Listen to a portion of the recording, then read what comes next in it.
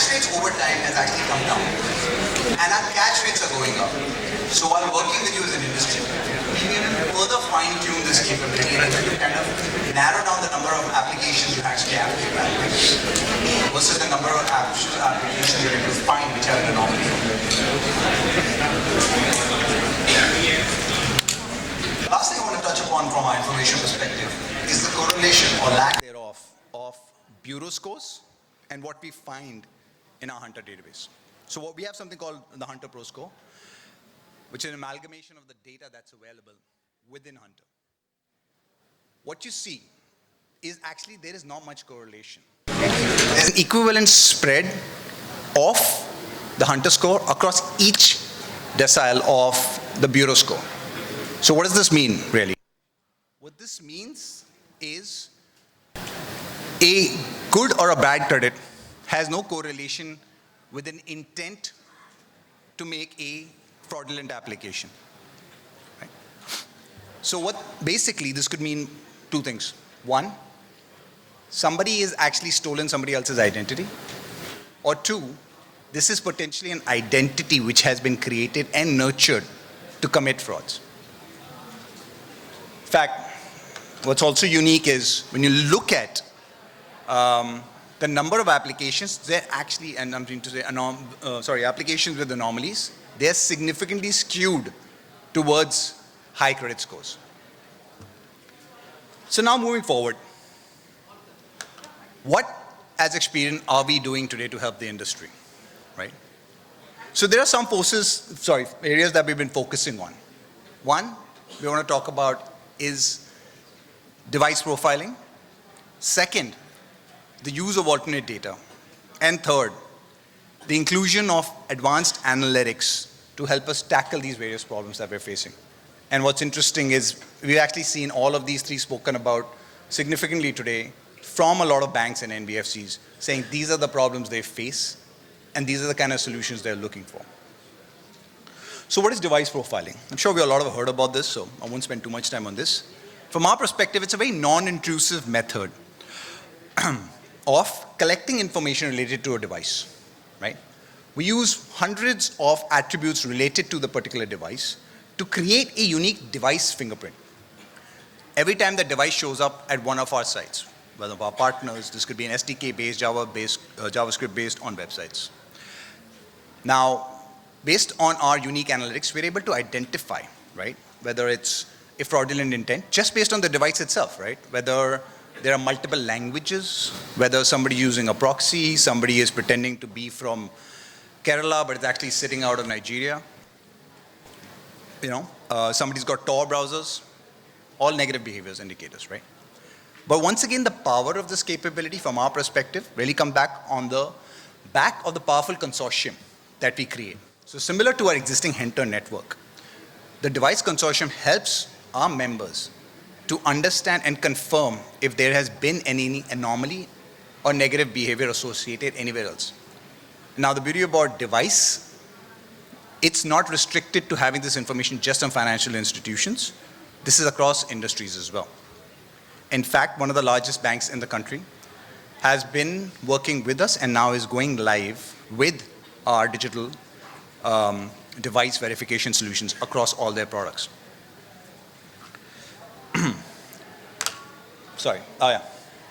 Same thing that we spoke about.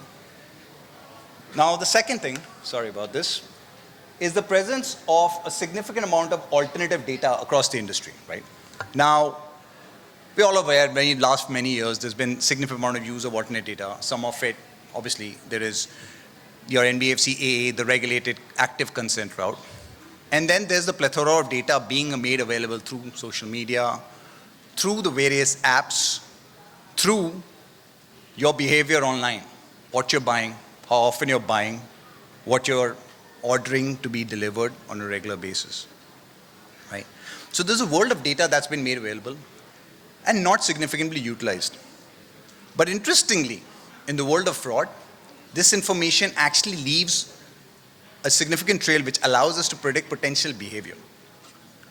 So in our scenario, we've actually used this data to help predict the potential of an account or an application being used for a mule or being an intent for being a mule at the point of application itself.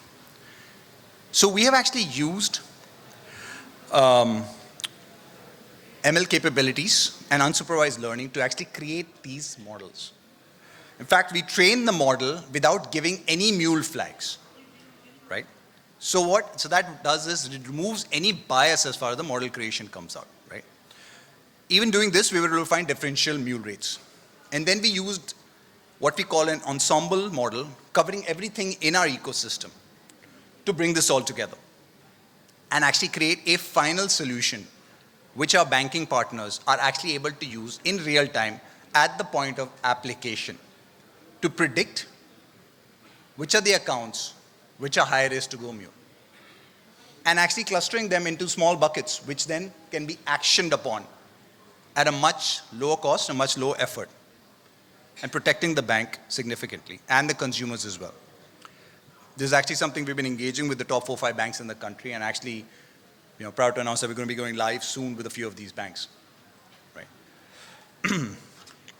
So, now, we've spoken about, like I said, right, consortiums, spoken about data, spoken about our ML AI capabilities, right? But how do we further our cause, right? How do we build on the consortiums that exist today, right? So using our Gen AI, MuleScore, alt data, feedback loops, right? We want to further this even more. What we need is more participation from the industry to be able to provide us feedback loops on the kind of data they are able to capture, the kind of behavior that is coming in and being captured by them, both negative and positive.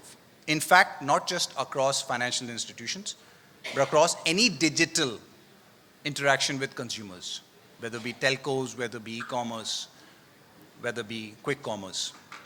Then only we'll be able to create a significant solution to actually tackle this problem of digital fraud that we face today, right?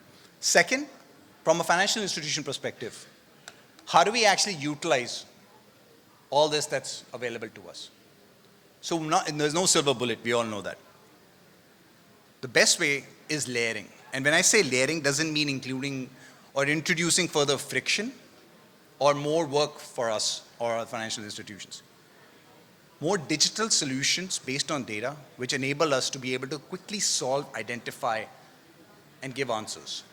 And all of this is only possible with further collaboration amongst us as an industry, across peers, across financial institutions, and even across industry, other industries as well. A proof of the pudding is something that we actually introduced in one of our regional countries, where we were able to provide a similar mule risk indicator and digital identification solutions. We have actually seen lifts of over 30% in fraud identification or through digital channels. So this is all we had today from our perspective. Once again, we thank you for your time. Happy to take any questions if anybody has any. Great. If none, please feel free to reach out to us. A large team is sitting here from Experian, and we look forward to hearing back from you guys. Thank you very much, everybody.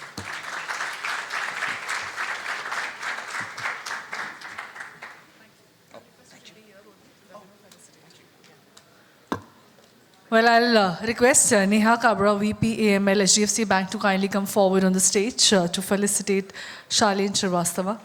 Well, a fabulous presentation, very informative, and they are here. If you have any questions, please feel free to get in touch with them. I'll request you to go to the center stage.